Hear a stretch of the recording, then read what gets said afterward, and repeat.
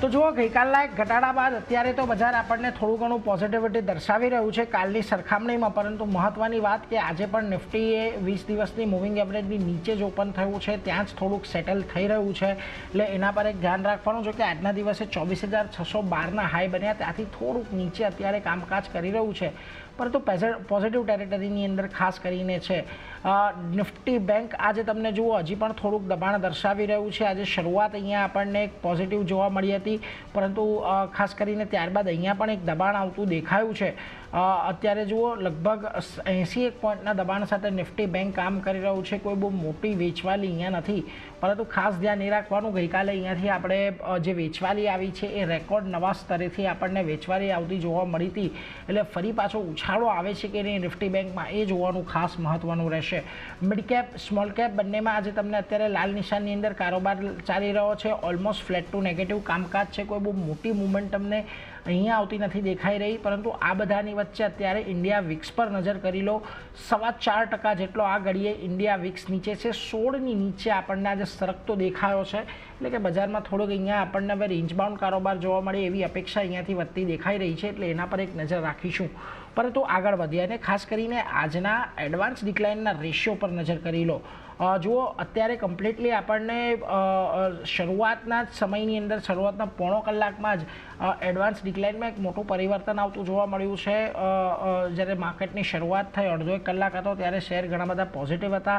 અત્યારે જુઓ 1141 શેર ખાસ કરીને વધી રહ્યા છે. 1300 શેરની અંદર ઘટાડો છે. કોઈ બહુ મોટો ફરક નથી, પરંતુ ચોક્કસથી એક ઘટનારા શેરની સંખ્યા ધીરે ધીરે આજે વધતી જોવા મળી રહી છે, એટલે એના પર એક ફોકસ રાખીશું કે બ્રોડર માર્કેટની અંદર આજે આપણને એક વેચવાલી આવતી જોવા મળી શકે છે. બીજી તરફ નિફ્ટીના ફ્રન્ટ પરથી જુઓ આજે જ્યાં પોઝિટિવિટી દેખાઈ રહી છે, ભારતીય એરટેલનું કાઉન્ટર છે, લગભગ 2% જેટલો સ્ટોક આજે આપણને વધતો દેખાયો છે. આ ઉપરાંત શ્રીરામ ફાઇનાન્સ, M&M અને ટેક મહિન્દ્રાના કાઉન્ટરની અંદર આપણને 1% ઉછાળો ખાસ કરીને જોવા મળી રહ્યો છે, પરંતુ જ્યાં દબાણ આજના દિવસે આવી રહ્યું છે ત્યાં જુઓ અદાણી એન્ટરપ્રાઇઝ ગઈકાલના ઘટાડા બાદ આજે ઘટાડો થોડો આગળ વધી રહ્યો છે. TCS, ટ્રેન્ટ અને ટાઇટન ત્રણ કાઉન્ટર ટાટા ગ્રુપના આપણને ડાઉનસાઇડનો કારોબાર આજના દિવસે દર્શાવી રહ્યા છે, એટલે એના પર એક ફોકસ ખાસ કરીને રાખતા રહીશું. પરંતુ આગળ વધીએ, આપણી સાથે અત્યારે JM ફાઇનાન્શિયલ સર્વિસીસના તેજસ શાહ જોડાઈ ગયા છે. તેજસજી, સ્વાગત આપનું. Very good morning. અને ખાસ કરીને બજાર જુઓ ગઈકાલે આપણને એક નેગેટિવ કારોબાર જોવા મળ્યો. 20 દિવસની મૂવિંગ એવરેજની નીચે નિફ્ટી આવ્યું અને ત્યાંથી આજે થોડો ઘણો ઘટાડો આપણને આગળ વધતો દેખાઈ રહ્યો છે. કઈ રીતે તમે ખાસ કરીને હવે આ ઘટાડાને અહીંયાથી જોઈ રહ્યા છો? કયા લેવલ્સને અત્યારે ખાસ વોચ આઉટ કરવા? અને બીજી તરફ નિફ્ટી બેંકે ગઈકાલે એક નવા હાઈ બનાવ્યા બાદ એક વેચવાલી આવી છે. આજે થોડી વેચવાલી કન્ટિન્યુ છે અત્યારની પરિસ્થિતિમાં, ત્યાં શું ખાસ ધ્યાન રાખશો? ગુડ મોર્નિંગ નીરજજી અને તમામ દર્શકોને મારા નમસ્કાર. નિફ્ટીની આપણે વાત કરીએ તો નિફ્ટી એક બ્રોડર રેન્જમાં ટ્રેડ કરી રહ્યું છે. 24,450થી લઈને 24,500ની આજુબાજુ એક મજબૂત સપોર્ટ છે, અને એટ ધ સેમ ટાઈમ 25,000 25,100ની આજુબાજુ એક સ્ટ્રોંગ રેઝિસ્ટન્સ ઝોન છે. તમે અગર ડેલી ચાર્ટ જોશો તો છેલ્લા 3 અઠવાડિયાથી નિફ્ટી આ રેન્જ 600 પોઈન્ટની રેન્જમાં જે કન્સોલિડેટ કરી રહ્યું છે. આપણે નીચેથી ઓલમોસ્ટ જે એપ્રિલ મહિનામાં જે રેલી જોઈ હતી 22,000થી ઓલમોસ્ટ 3,000 પોઈન્ટની રેલી જોઈ હતી. આટલી બ્રોડ રેલી આવ્યા પછી નિફ્ટીમાં જે આ સાઇડવેઝ કન્સોલિડેશન થઈ રહ્યું છે એ ઘણું હેલ્ધી છે.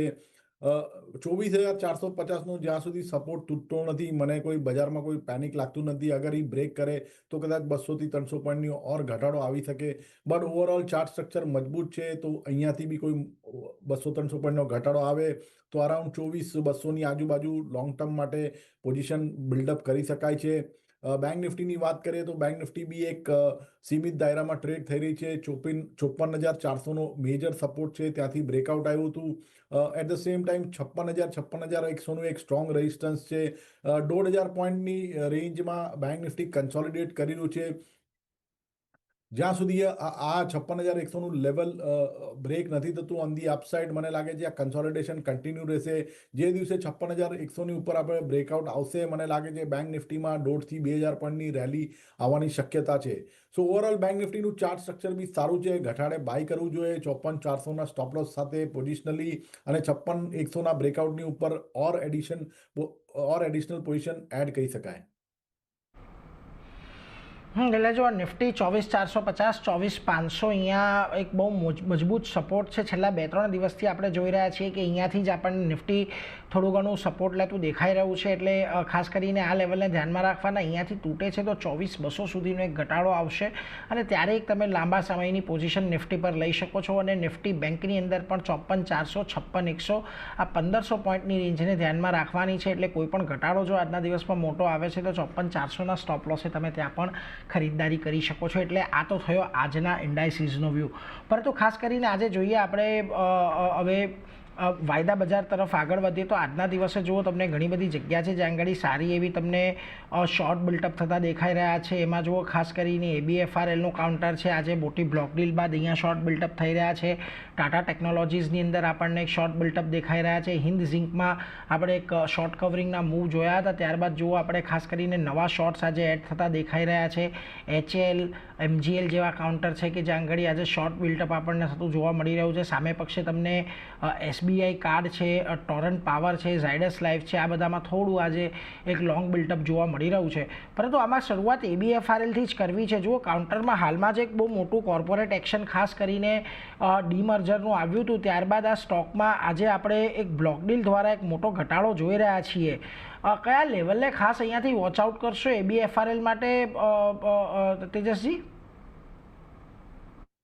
ABFRL ની વાત કરીએ તો સ્ટોકમાં એક ગેપ ડાઉન ઓપનિંગ થયું છે, એક નેગેટિવ ડેવલપમેન્ટ આવ્યું છે. તો જ્યાં સુધી સ્ટોક ઉપરમાં 85-86 ની ઉપર બંધ નથી આપતું, થોડું દબાણ યથાવત રહેશે.